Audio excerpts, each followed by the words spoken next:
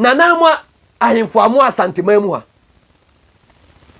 nanamwa ahemfo amu asanteman mu ha nanam muntie me mesre mo nana me kasa momfa ncha me se ni kwasa me kan momfa ncha me ba da ho abeyi ata me nanam me no kasa ye wa santeman temu ha ye wa santeman mu ha krobia asante kodokohene owo 66 paramonses amahene baako mako aduosensia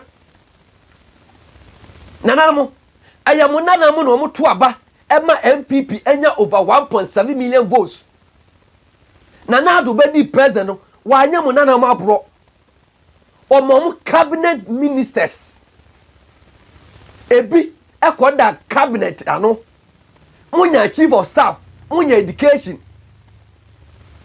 munya energy Rose Club be free ha, Works and Housing be free ha. Name them. From opare no free ha. Nanamu. Afari de da ho no. Ensi finfi mantem. Ensi apoye mantem, ensi atoye, ensi asante mamu a. A nanam MP for ye wie ya. Enke mo nanan mo. Ya mo ene be kwa akwaja yaresa. Na mo ho atom. Afari nu ayamu amu nana omampani dada John Agyapong ana ko pesika na ebaaye ana fofi anto ata ana oja ahokoye anka ndis for anko mu move akọ tamale ana mu sa yeso mu move akọ 37 akra ana mu nana na po e ka ompani for mu ko prede ba asante mantem wa inisha na ko se ko sofulai ana President John Dramani Mahama e di asobo fom. On March 20th, 2014, and a 2 about 2016, and lose ye. And a party among none of 2 mother to a mono, about Tracunaso, and Finsha Macumacu or Che. Oh, my yashi. Nana because of my yashi, and if we say, we have votes to the mom, added the two my NDC, added the NDC, added the Omoya and the Omanya yashi. Nanam. Monana baako a won free asante mantem a nanso wo do asante ban efiri se mama ne baba ne ho ofe eye maami kisa Japan wa no eye ono aboken nanamo nyese na no da ha no wo do asante man enti konfo no cha ban ya asabie ensin fifi mantem konfo no cha ehia moaro monana no mo ye mpia mfi $150,000 kende Japan ne tua nananam nanam empa mattresses sika creatures akende Japan edaba konfano che nanam emonimu asem oto asanteman pa asanteman asem ena Afari a o man wie kende Japan kwa ka no kra asem party nanam emu dia asanteman tem efisa abakwa sem kire se kurowura na ni dwan ema ne chamba afa koto amokotwa odwane wasuosu bi mu amiarete NLM no ena adidi mu aba bedu NPP no yesi kende Japan kwa prade e de ama santeman enti party wo so mu yi na afiri mu so wo prade pa e de ama santeman ya Afari wo so mu yi na afiri NPP mu NPP na namba bi gogodu no na mi busa se na nan moy sa Afari ni ye wi a enya santima Japade emfaso ebefu nya santima dia mo nana no Afari ba be kreti adwuma mo ye ya doctor for na nurse for mo nana no e kotan ato nsuo atoton niema ato nuane ana kende Japan kwa hoka ana party ni se kende Japan ka no kre o pre Japade dia ma santima entino mo yini firi mu nana mo amwa santima ntemo a second Japan so wani ni ya mo mfa na mo ntunufo so we de likwa sa wo ka sa wo prade pa de ma santeman na mo party a na mo asanteman tem omo na mo tumi to ema over 1.7 million close to 1.8 usi hospital man na ya mo de mo akobo president Kufuor ada odo asanteman so o man punto mba Ashanti region na kende Japan ka ya mo so retia no na nananum wey Afari NPP fo aw me mu nanom ya asante fo no ba ko de Afari ya yu onya asantini obefa no ode ya ade o twa ntro ewo in this case o twa ntro na ene ye baba expose NPP on the Afari me catch am say Agyapong kasa he knows what he's saying moko contractor no say 60%. Or say my video no. Yes. What happened no kasama ba omia.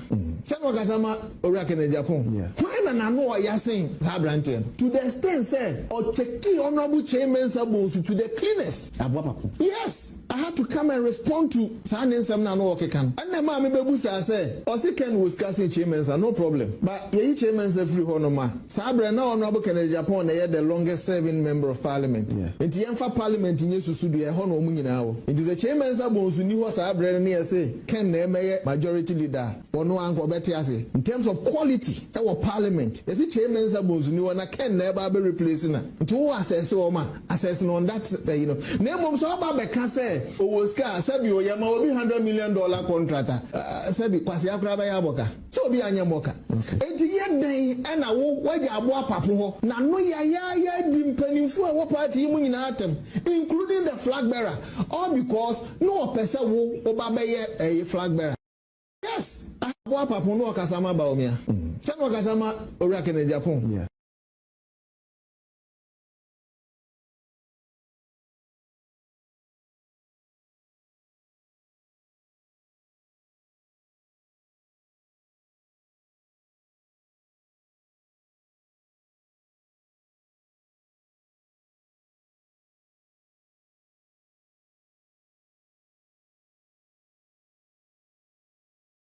7 military hospital. Then in 2013, it finally was decided that it should be at Afari in Kumasi, in Ashanti region. And I also want to state that this issue that when the NPP was leaving, the project was 98% complete and it was left with only 2% complete. I don't think that is accurate. I have with me here a document that is the progress report on the 500-bed military hospital at Afari near Kumasi. And this report, which is the latest, was done in April 2025. The exact date is April 4, 2025. And it is prepared by the consultants, CAAD and CAD Consult Limited and MOO Project Implementation Unit. And this is a 22-page report signed by Dr. Cyprian Nyonu, and the facts here don't support the 98% completion. They said the civil works are 97% complete. Civil works are like the building. The physical building. Structure, yes. Then architectural works, 80% complete. Biomedical equipment installation is 5% complete. And I have spoken to people who know this better than I. And what they have said is that if you are building a hospital, the structure alone doesn't mean much. As the place is, we can equally turn it into a school. So it is the installation of this equipment that will make it a hospital. So this report says overall project completion 60%, and this was after the NPP left. So it is not true that they finished and it was up to 98% complete, and then they were just left with only 2%. The NDC came and they are not doing things right. Now, there is the contractor, from what I know, appears to be holding the nation to ransom. And this is how it started. The project was supposed to be at a cost of $180 million. But because of these delays and others, this contractor at a point raised a bill of $30 million and said these movement and the changes and the delays have incurred an additional cost. They managed to negotiate this to $19 million. But the original contract, the $180 million, was signed and approved by Parliament. And so if there was to be additional payment, it had to go back to Parliament.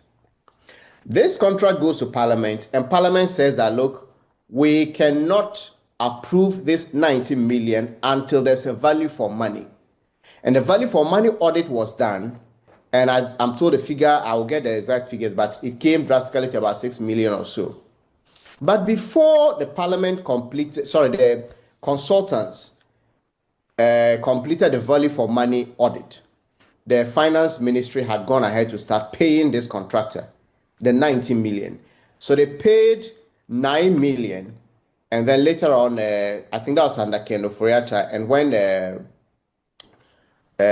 Amin took over, I'm told they paid about 3.5 million or so. And this contractor claims they still owed 6.5 million.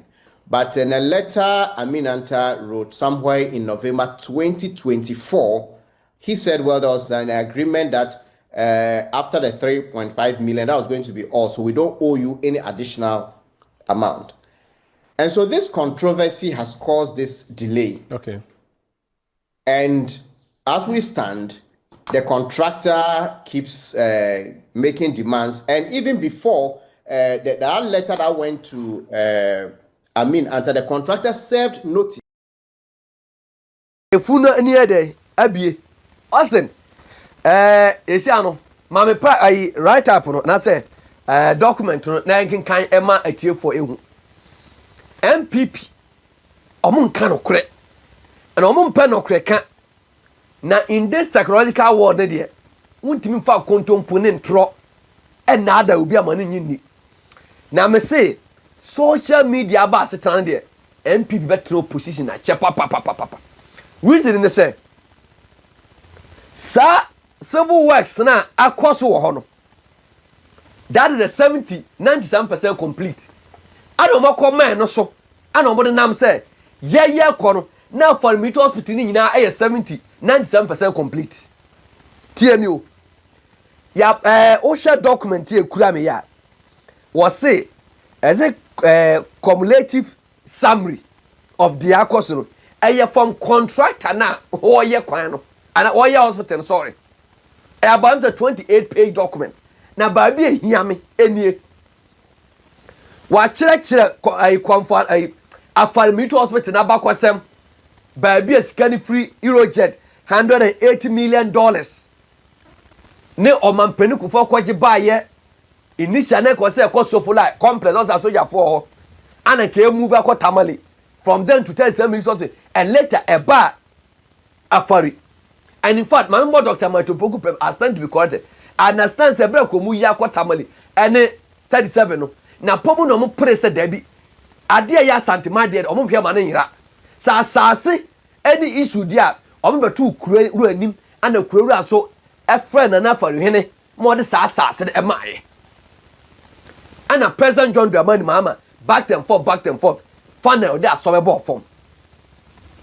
Na ode tio ma hu video a circulate na sa video no de mi ro fi na kwasa be pede ba no MPP for adwuma me yede ma asamteman hwe ene MPP for ti radio so say Mahama ye to abati ana say wo jaga na 2017 no na Afari cumulatively adwuma no NDC for ye no aye 40% and I say for 35% tio NDC for omoko no adwuma no ma ye no both the civil and whatever works for my no na aye 35% admitted good and MPP regional to abamount kese wa betrans 8 years na utia yo was say the current project status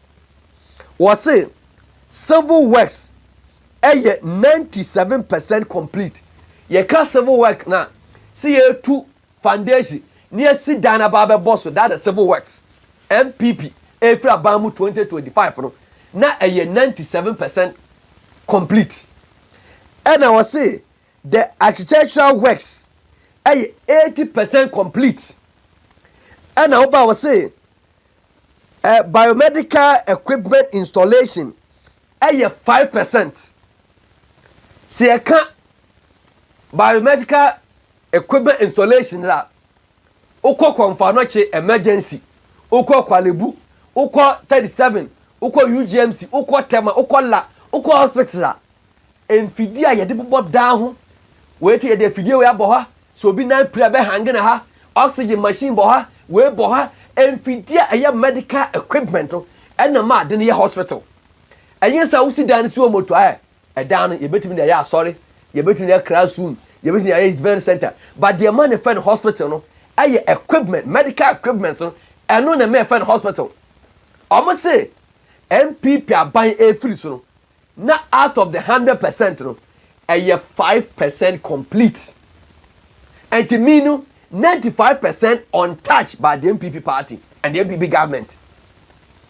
And omo say so kan nyina in enkabom accoutrement ya kan nyina bom a civil works, architectural works, biomedical equipment installation bomwa ni nyina no MPP for move from the NDC 35% no and could do 60%. And yam na make a contractor no me the America the MPP can the obia can a contractor no be hand over no was say a human nyina kaboma MPP free about 2025 no na 6%.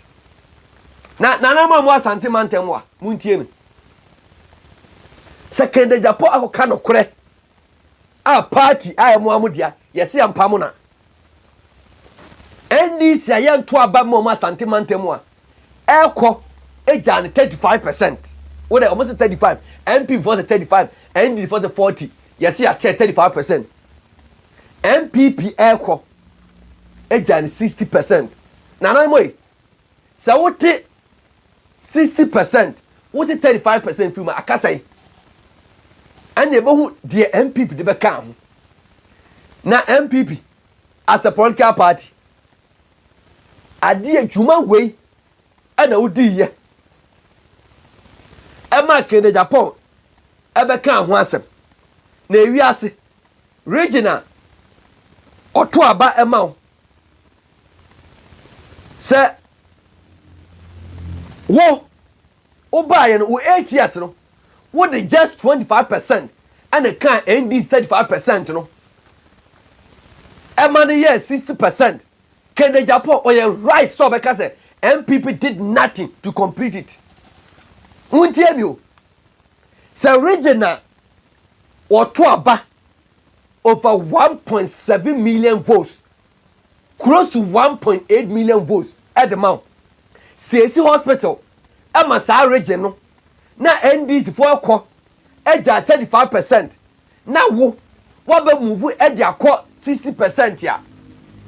Difference no e just 25%. Second Agyapong e show onim kase you did nothing to complete the hospital. Odika e ya sandichi ro kan. Tiase mo dia santimanya bro. Let us be honest to ourselves. Yeah. Resources are different santimamu ha. Votes are different santimamu ha. Se MPP ni NDC. Ayo maji so ko metwa mo ni ahwa santimanya. Ka santimanya atra say. And so we share in their private life ta. All person mu bremu kurawura chia me. So na ahwa santimanya. Mo refer resources abo for the free Ghana ade ko. Mo for the Central region de ko. Both the MPP and the NDC. Ya kwa nye. And I was watching something on the social media. Then you saw tata me. Abrochile. Ya kwan e dia massacre. Ya kwan e dia manipa. Ya kwan na makao. Ya se sacre no mo amokom kwan ni. Mo amoba mo kwan ni. Na nipa enam mfimfin. Broni atimi factor sacre. Ghana kwatu tunkan kwan. Nipa ka adimi faso. Ade cha ade se nipa ewu under the MPP and the NDC watch. You want to hide behind the MPP and the NDC. You want to hide behind the MPP and the NDC. na mo yo man se o man no and they say mo na mo di kende Japan atem afiri here you I was kende Japan akọ kasa afa afari ho o prejapade ama santeman enti no yempa me fi party mu ise wada pa na edadi ise ababe confirm say mu fi aban mu contractor ne say na works no at 60%. Una see that no. Una medical equipment installation no. No ba can share say 97% complete. Oh boy. Abuja for I say solid TV Ghana. Fasidama Austin Bema. Ma mfa jasoronko. Emma ma de nyina papa ya the CEO solid TV. Papa ya ena de odeka. Wo ye de odeka ena Sunday Austin aba. Odeka ena ka say na ya da na che ba adwuma na wo ye de odeka papa ya. Ma mencha and confuse so odeka. Odeka. Na yenya nwie yo. Enya nwie. Ensam gufia a ye ba be kan e de ache NPP mpanifo no. Samoya ma adwene say mo betimi atanse Kende Japan image am say Kende Japan or the years no kreka adoye to wache or mind bapa abrabo and what they are building a reputation and timuntimi fa mo NPP MSN no also mo ni magu ase and the contractor report about bonten mo say 97 contractor say 60%. Once modi asante mayabro. MP before once modi asante mayabro. Mom, modi asante mayabro. Na mo sori na edu akwaside a. Na mo frefa ntuma basa mo ba besom. Esom papa be na che se mo ba wie Afari Military Hospital no ama asante man. Mo be di ho fe me boa. Na uyo obi a wote asante regional. Odo asante maya. Me ma amanyosem ensaya asante man. Me ma amanyosem ensaya asante man. Hell, we semuni, we infantini, whoever try be of free bia. Wote asante region. Also me pray empuntu ma asante man first. First na asante man e garden city. Obi the politics about say no. Ensase rezoning.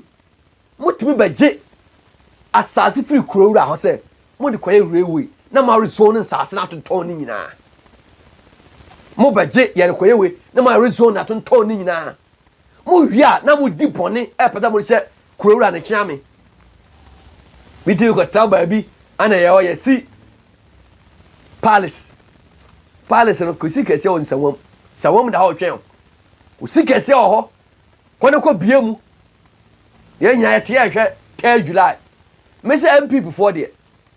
Chama wuntumi. Yes, 3 July. And our judgment member. Hey! Master Sammy lawyer. Magofa lawyer attach ya say any fair judgment. No. Sana Kende Japan say mo judgment by next year June. Hey, ya go pamuno. Can must go. And you say you refer to this federal committee. Na me twa Bema. Oh, but my phone. After Kende Japan say Brad, this panel committee. Bama, ubetimi de letter ko Kende Japan fio. Na mo business room o. Eye din na e nyina haye because of say near do amanyukuo no. Ne nsa amanyukuo no e ba be boa santeman. E be boa Ghana. But mo Sylvia matwera to ho. Chichemu yeremu, jibo Agyapade akokura ena me hu sky train. Our TikTok na misu na motima be fasika se moye sky train no di na modi mo ba ban ye hu mo kwaso ye hu mo ban ni dia mo de baaye mo kwaso hu dia mo de ko na President John Dramani Mahama, let me be honest with you, wo no over 4 years and now fourth President John Dramani Mahama may address you. Won't mean actually with 4 years that 8 mean please Ghana for. Hey, there are a near man who are says can quite the lifespan and I said contract duration about 4 years.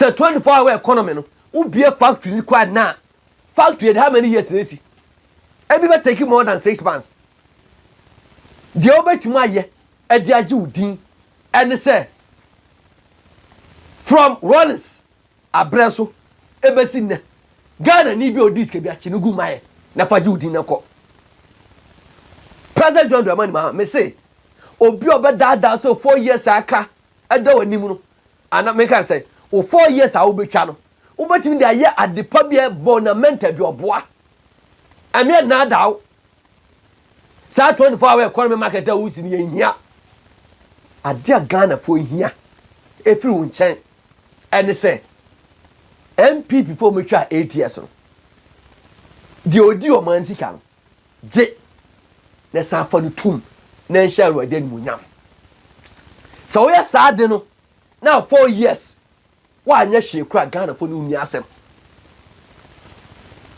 because omo say omo nya akromfo but there's evidence so guo hwe ne Samina boy President John Dramani Mahama ade asiru e ofe aye galam say ya aye wuntumi galam say ya na Austin mame maswo tape no dia no to wa wose chairman sabu so of for checking in the Japan no na memfa ntwa me ho emra mame sa maswo tape no message na egua bebri ya damase the old boy and maswo tape no